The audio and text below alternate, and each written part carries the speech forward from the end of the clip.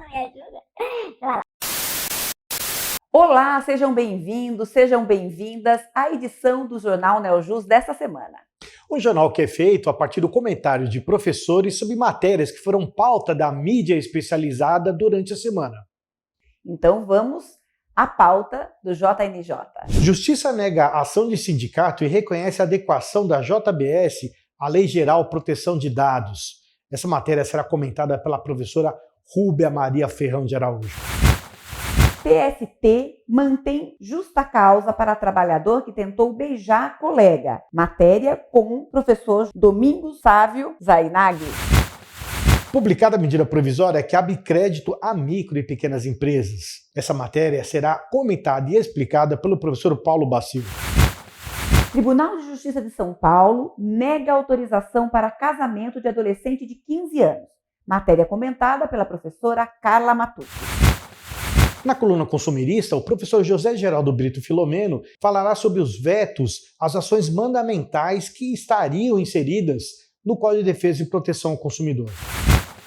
Em nosso momento cultural, com o professor José Augusto Altran. Está no ar a edição número 45 do JNJ.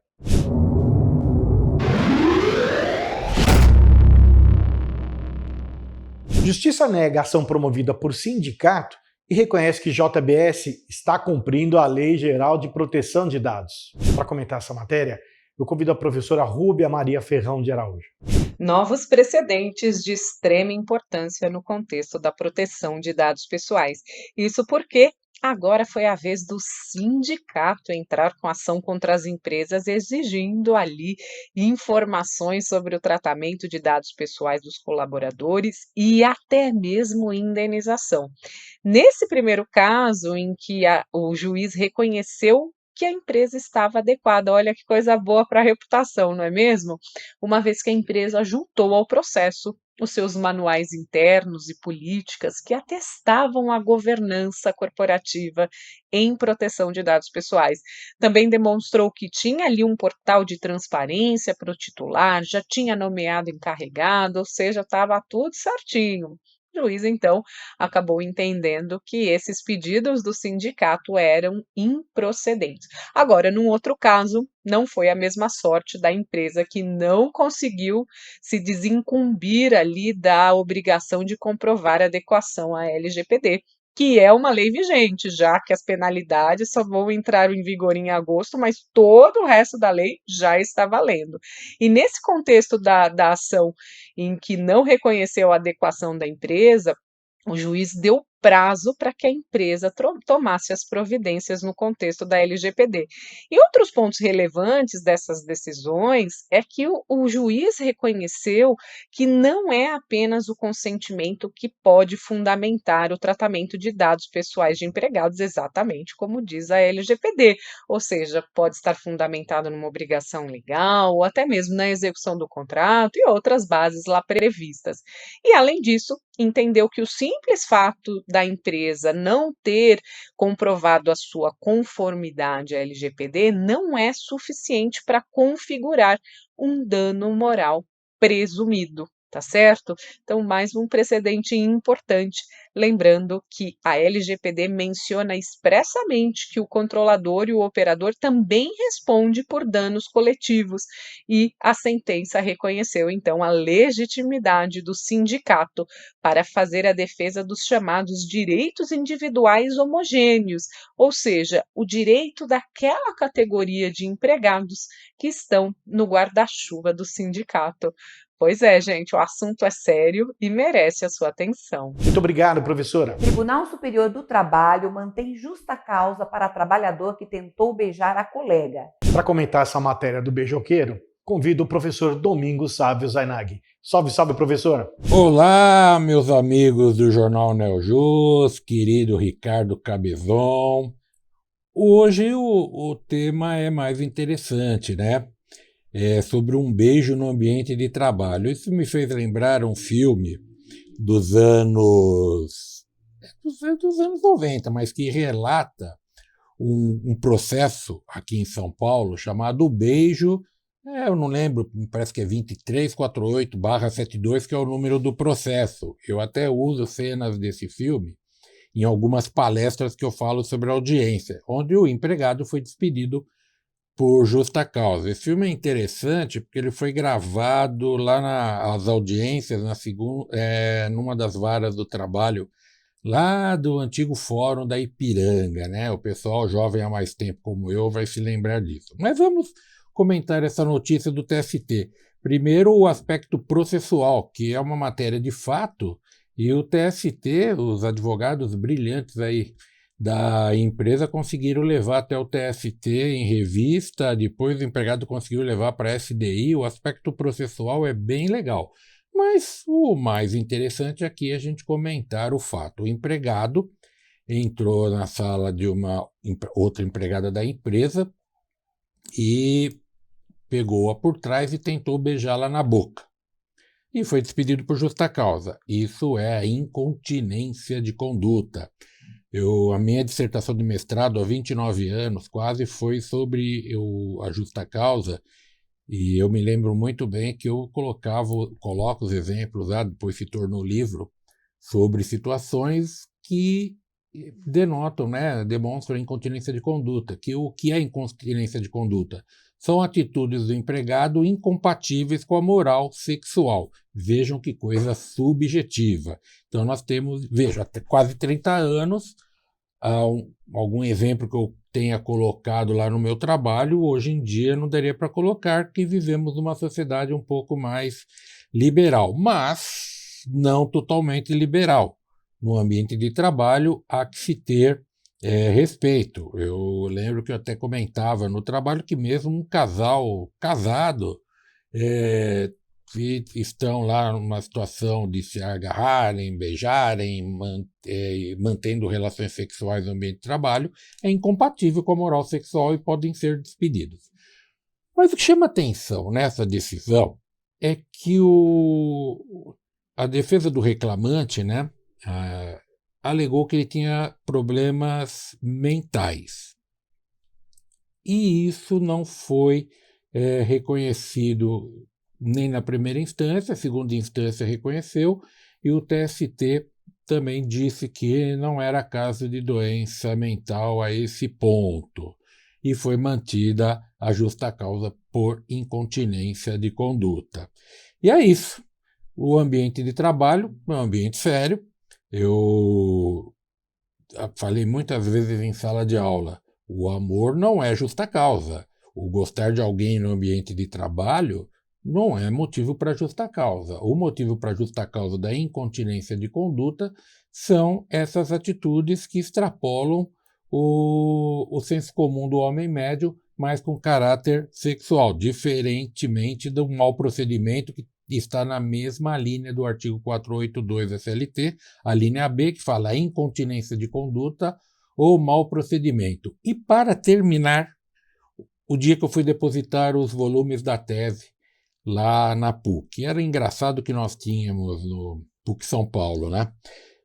Tinha na garagem lá da PUC carrinhos, esses carrinhos que tem nos condomínios, para a gente carregar até o quarto andar as dissertações, as teses. Eu enchi lá o meu carrinho e estou lá na fila para depositar os trabalhos. Vem uma pessoa atrás de mim, também uma moça, com também vários volumes ali de tese, creio eu, no carrinho. Ela fala, seu trabalho do que é? Eu falei, é sobre justa causa. Ela fala, o meu é da área médica, não sei o quê. Eu falei, que interessante. Ela falou, posso ver? Eu falei, por favor. Ela pegou, ela falou, seu trabalho tem a ver com o meu. Eu falei, por quê? Ela falou que eu estou tratando de incontinência urinária. Não dá, né? Aí eu tive que explicar que são coisas diferentes. É isso aí, pessoal. Até a próxima semana. Vamos ver o que a gente arruma aí para comentar. Um abraço a todos. Tchau, Ricardo. Muito obrigada, professor. Publicada a medida provisória que abre crédito para pequenas e microempresas. Convido então para comentar essa medida provisória o nosso expert em direito tributário, o professor Paulo Bacil. Salve, salve, professor Paulo. Olá, foi publicada a medida provisória 1057 de 2001, que cria o programa de estímulo ao crédito, né, que é destinado às micro e pequenas empresas, aos microempreendedores individuais e também aos produtores rurais que tenham como receita bruta anual até 4,8 milhões de reais. Bom, a medida provisória, ela cria incentivos fiscais, né, por meio de créditos presumidos, às instituições financeiras que concederem empréstimos por meio desse programa. Tá? Mas é importante destacar que os empréstimos, né, concedidos pelas instituições financeiras não contarão, né, com garantias ou aportes da União ou de qualquer entidade pública, e o risco, né, dos créditos que forem concedidos são integralmente das instituições financeiras. Tá? A medida provisória ela determina que as regras gerais do programa, né, como o prazo, taxas de juros, né, de que forma que os créditos devem ser distribuídos entre os segmentos, né, e as faixas de renda das empresas, fica a cargo do Conselho Monetário Nacional, e a fiscalização do programa, né, para saber se as instituições financeiras estão realmente cumprindo com todas as regras que foram determinadas, né, para que elas tenham esse incentivo fiscal, fica a cargo do Banco Central. Tá? Então, a medida provisória ela visa, né, trazer mais crédito, né, para essas empresas e empreendedores, visando estimular, né, a economia e principalmente a manutenção, né, das atividades econômicas. Até a próxima! Obrigado, professor. Um grande abraço. Tribunal de Justiça de São Paulo nega autorização para casamento de adolescente de 15 anos. Para comentar essa decisão, convidamos a querida professora Carla Matucci. Olá, professora! Olá! Estamos aqui para falar de uma decisão que ratifica a Lei 13.811 de 2019. Essa decisão mantém, no âmbito do Tribunal de Justiça, a impossibilidade de uma menor, no caso com 15 anos, contrair casamento com seu noivo, pai da criança, por estar casada. É uma decisão de extrema importância. Por quê? Porque impõe que a idade núbil no Brasil é a partir dos 16 anos de idade. Não pode haver casamento de criança. E, no caso, nem com suprimento e nem sob a alegação de que estaria grávida, de que o pai da criança estaria disposto a assumir esse casamento para que a criança nascesse dentro da constância do casamento e que ele tem condições financeiras de arcar com os compromissos advindos da constituição de família. Neste sentido, o que importa é o consentimento, é a situação da pessoa que está contraindo o casamento ter consciência daquela manifestação de vontade que apresenta para poder casar.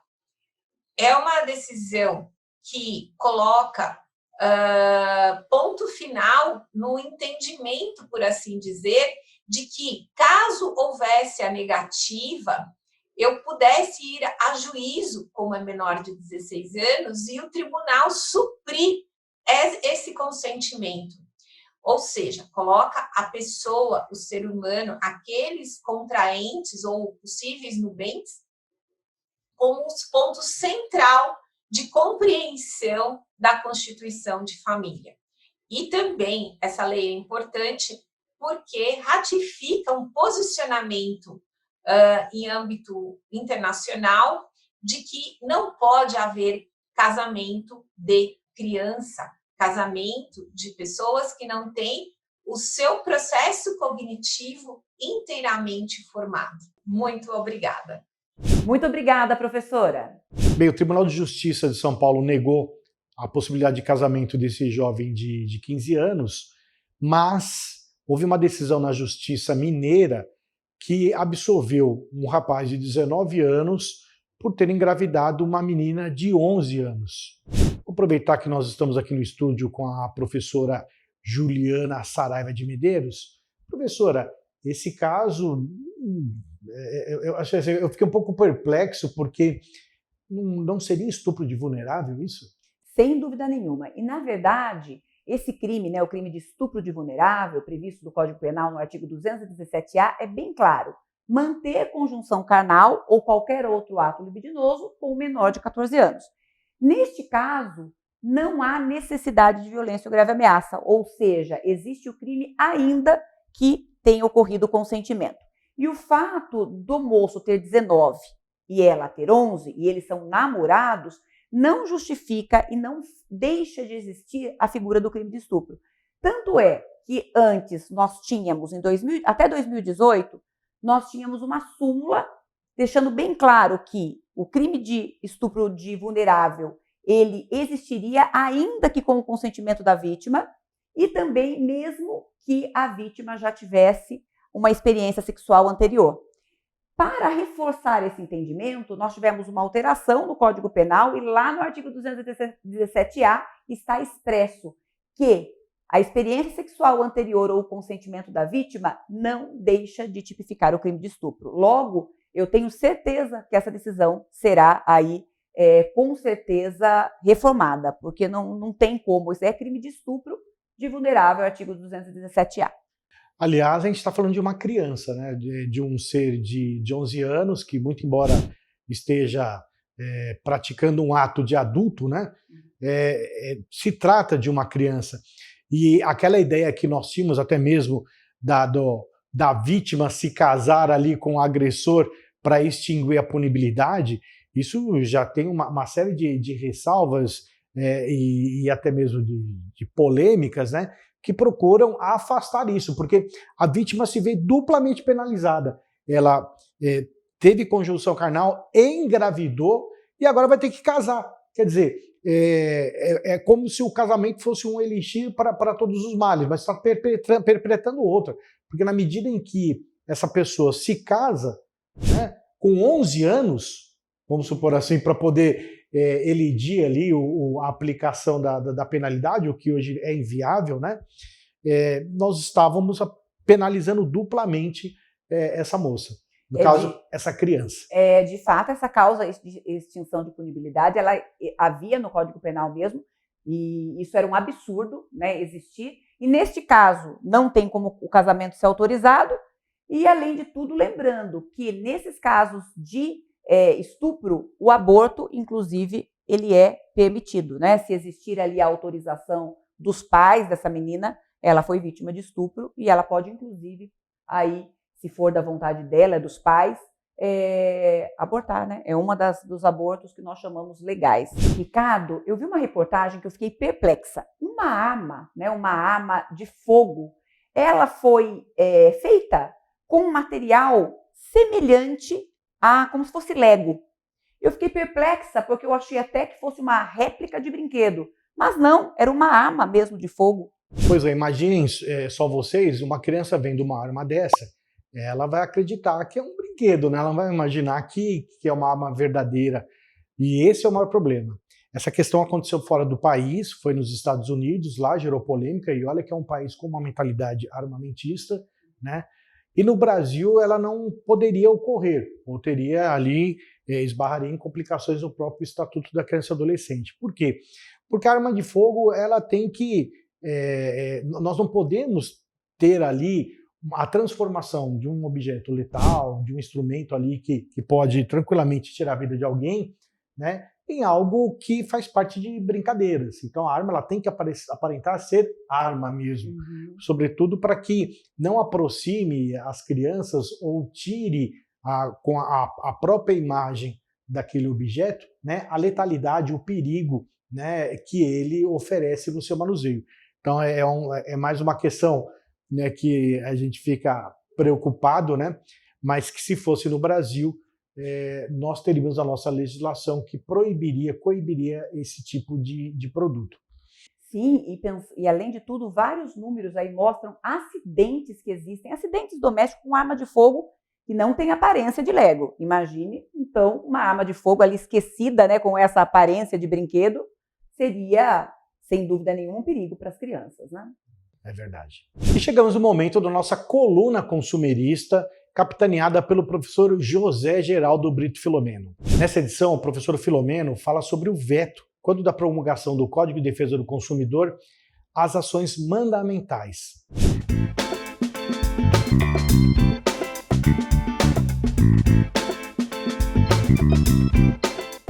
Olá, amigos do canal NeoJus. O nosso assunto de hoje refere-se a dois vetos ao projeto do Código de Defesa do Consumidor, e eu me refiro aos artigos 85 e 86, que falavam, respectivamente, da possibilidade do chamado de interesse dos consumidores, de haver também a impetração de ações mandamentais, como no artigo 85, fala do mandado de segurança, obviamente, coletivo e individual, e também o artigo 86, da grande novidade da Constituição de 88, do habeas data. Mais uma vez, a razão do veto é estapafúrdia, né? Dizendo, imagine, são ações de Estado, mandamentais, etc., não tem nada a ver com defesa do consumidor. Tem sim, quando os atos atentatórios aos direitos dos consumidores emanam de uma autoridade, por exemplo, ao homologar um medicamento que seja manifestamente nocivo, né? É evidente que poderá caber, dentre outras ações, a ação mandamental, não é? Uma ação mandamental. Então, a obtenção de um direito já previsto pela Constituição, ou então ao habeas data no que diz respeito a dados presentes nos cadastros oficiais, etc. Então, é incrível que tenha sido vetado esse dispositivo, né? Até porque o artigo 84 do Código de Defesa do Consumidor, ou melhor, o artigo 83, complementado pelo 84, diz que em matéria de tutela do consumidor são válidas todas as espécies de ação. Ora, e o habeas data, o mandado de segurança coletivo e individual, o mandado de injunção, todos são ações mandamentais, ou seja, emana uma ordem para que a autoridade faça ou deixe de fazer alguma coisa, a ordem judicial nesse sentido. É evidente que é válido, né? Embora esteja aí o veto, a jurisprudência tem acolhido essas ações por parte dos legitimados. E aqui, lembraria que sempre nós estamos tratando de tutela coletiva do consumidor. É hoje o nosso assunto de hoje. Obrigado, professor Filomeno. Um abraço e até a próxima semana. E chegou aquele momento tão esperado da nossa coluna cultural com o queridíssimo José Augusto Altran. Olá, Altran! Olá, as dicas de cultura para o Neo Jus dessa semana. Dia 16 de julho vai ser inaugurado em São Paulo um Mirante Deck. Fica no 42º andar do edifício Mirante do Vale. A sensação que vai se ter é você sobe numa plataforma e tem a sensação de flutuar em cima da paisagem, porque a plataforma é de vidro e dá para ver uma boa extensão da Zona Leste, do Vale do Anhangabaú. Como a empresa é proprietária do andar inteiro, a promessa é que em breve esse mirante vai se estender também para visualizar a Zona Norte e a Zona Oeste. Okay? O complexo reúne um café, enfim, uma série de instalações de convivência, além desse deck aí transparente, né? A segunda dica fica para o lançamento do Space Jam, um novo legado, um novo filme aí de um jogador de basquete com a turma do Looney Tunes. O primeiro filme apareceu em 1996, então faz 25 anos, né, do primeiro filme. E além disso, tem a troca, né, do Michael Jordan. E nesse novo filme aparece como jogador profissional LeBron James. Além disso, o console Xbox vai disponibilizar gratuitamente para quem tem o console, obviamente, um jogo gratuito. A terceira dica fica por conta de música, a comemoração de 35 anos de carreira do Kiko Zambianchi, acessado na plataforma Sampla, SYMPLA. Você assiste e pode contribuir aí de 10 a 100 reais. A partir agora dessa semana, em julho, vão haver várias apresentações, ok? Então até a próxima, um abraço a todos. Muito obrigada, Altran! Eu quero agradecer a todos pela audiência, companhia e paciência. E eu queria aproveitar, Juliana, que nós estamos encerrando mais essa edição aqui do Jornal Neo Jus, para pedir a todos que se agendem. No dia 27 de julho haverá um evento aqui capitaneado pelo Neo Jus, que reunirá grandes nomes do meio empresarial, sobretudo recuperacional e falimentar. nós teremos um evento que comentará as alterações da Lei 14.112, né, que alterou a Lei de Recuperações e Falências, com juízes, advogados, administradores judiciais. É um evento totalmente gratuito. Não deixe de participar. Aí eu já me inscrevi. Está aberta as inscrições, né? Basta entrar aí no nosso link. Ai, que maravilha. Um abraço a todos. Até a próxima semana. Até a próxima semana.